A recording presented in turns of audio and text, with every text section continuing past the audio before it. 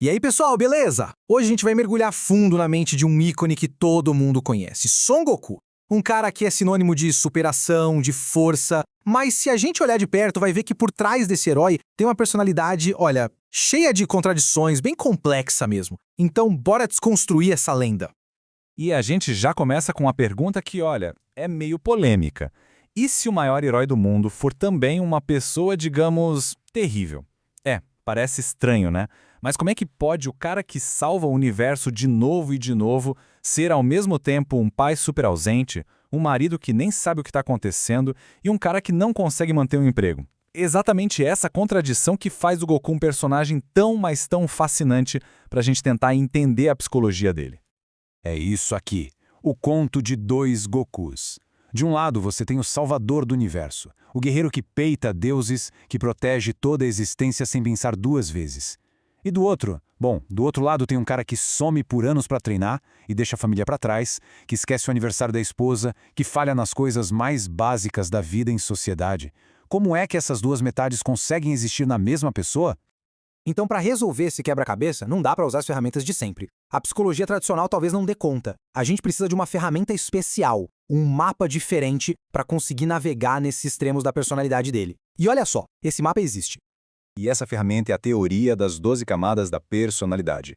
Pensa nela como um mapa do desenvolvimento da consciência humana. A ideia aqui não é colocar as pessoas em caixinhas, tipo, você é isso ou você é aquilo. Não, é mais como uma escada, sabe? Estágios de desenvolvimento. E cada degrau, cada camada, representa uma motivação principal diferente e, o mais importante de tudo, um tipo de sofrimento diferente. E é aqui que a coisa fica interessante. A pergunta-chave dessa teoria é muito simples, mas muito profunda. Onde dói? É isso. Para descobrir qual é a verdadeira casa psicológica de alguém, o lugar onde a pessoa realmente vive, você precisa achar a dor principal dela. Não o que ela diz que quer, mas aquilo que realmente a destrói por dentro. É essa dor que revela qual é a camada dominante. Beleza, então vamos começar a nossa investigação. Vamos aplicar essa teoria no Goku. E o primeiro passo é exatamente esse: procurar onde dói. Mas para fazer isso, a gente vai começar pelo contrário. Vamos olhar primeiro para as camadas onde ele simplesmente não sente dor nenhuma. Vamos começar pelo óbvio, né? A motivação principal dele é amor. Porque, vamos ser sinceros, a maioria dos heróis, e na verdade, a maioria das pessoas no mundo, é movida por isso, pela camada 4, a afetividade. Aquele desejo de ser amado, o medo de ser rejeitado. É isso que move o Goku? A resposta é um gigantesco e definitivo não. Sério, o Goku é uma anomalia psicológica. Ele parece que nasceu imune a esse pântano emocional onde, segundo essa teoria, a maioria de nós adultos está atolado. Aquela necessidade de validação, de aprovação dos outros, isso simplesmente não existe para ele. E as provas disso estão na cara o tempo todo. Ele age sem precisar que ninguém bata palma para ele. É emocionalmente autossuficiente. O cara consegue ficar isolado por anos, sem sentir tristeza ou solidão. Sabe aquela história de criança interior ferida que precisa de terapia? Esquece, isso não existe no universo do Goku. O amor que ele sente é um amor que protege, não um amor carente. Ele protege os outros, mas ele não precisa ser amado de volta. É uma via de mão única. Tá bom. Então, se não é amor, se não é a necessidade de afeto, que tal o dever social? A responsabilidade com a sociedade, ser um bom cidadão. Bora dar uma olhada em como ele se sai na camada 7, que é justamente a camada dos papéis sociais. E aqui, meus amigos, o resultado é um desastre, um completo desastre. O boletim social do Goku é só nota vermelha.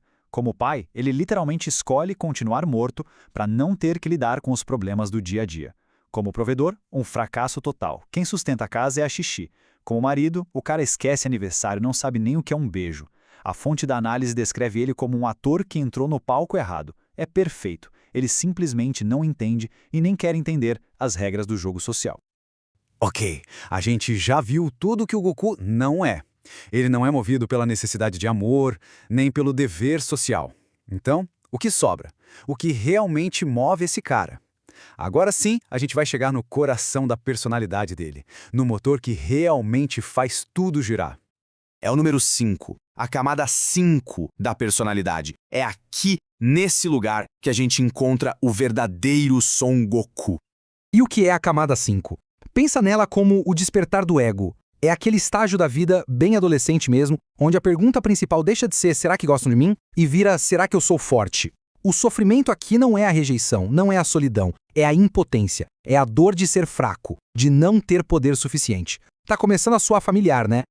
Tem uma frase na análise que resume isso de forma perfeita. Um adolescente não quer amor, ele quer vencer.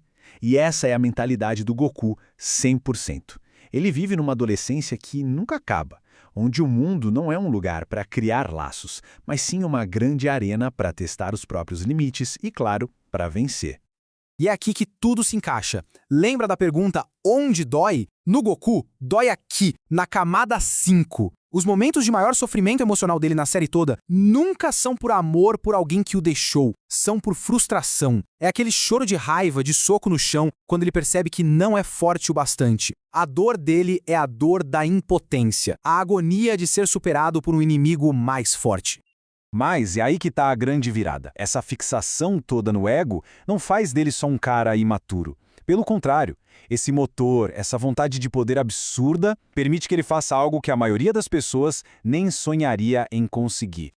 Olha só que loucura a jornada de desenvolvimento do Goku. Ele pega toda essa energia da camada 5 do ego e refina ela com a pura habilidade técnica da camada 6, a da aptidão. Ele se torna o melhor no que faz. E com essa base, com o ego e a aptidão, ele dá um salto gigantesco, pulando por cima de todas as camadas de maturidade social para aterrissar direto na camada 12, a camada do destino. É isso. Ele basicamente ignora o mundo social. Ele pula essa parte, ele não tá nem aí pras regras, pros deveres, pra ser um bom moço. Isso o liberta pra ter uma conversa direta com o cosmos. Uma conversa que, no caso dele, é bem competitiva, né? Com as forças mais poderosas do universo, com os deuses em pessoa. E tudo isso nos leva finalmente ao nosso veredito. Depois de juntar todas essas peças, qual é a conclusão final sobre a personalidade única do Son Goku? Essa tabela deixa tudo bem claro, o quão radicalmente diferente ele é do modelo padrão. O medo principal de uma pessoa comum, ser rejeitado, falhar socialmente. O do Goku, ser fraco, ser impotente. O objetivo de vida da maioria, estabilidade, afeto. O dele, força absoluta. A nossa visão do divino é, em geral, de uma fé distante, de respeito. A do Goku, competição imediata. Ele não quer rezar para os deuses, ele quer lutar contra eles e vencer. E a análise que a gente está usando dá um nome para isso, o ego sagrado. Olha que interessante. Um místico tradicional, um monge, por exemplo, ele tenta anular o ego para alcançar a iluminação, para se fundir com o todo. O Goku faz o exato oposto. Ele infla o ego dele a uma escala cósmica. Ele expande tanto, mais tanto, que a única competição que ainda faz sentido, o único oponente que está à altura, é o próprio absoluto. É Deus.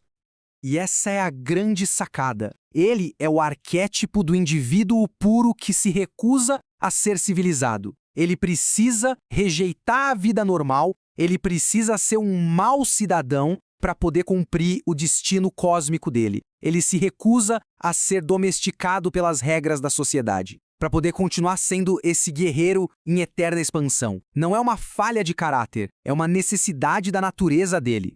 E, no final, essa teoria toda devolve a pergunta pra gente, mas de um jeito bem mais pessoal. Se a personalidade de alguém é definida pela sua dor mais profunda, a questão que fica no ar é: onde dói em cada um de nós?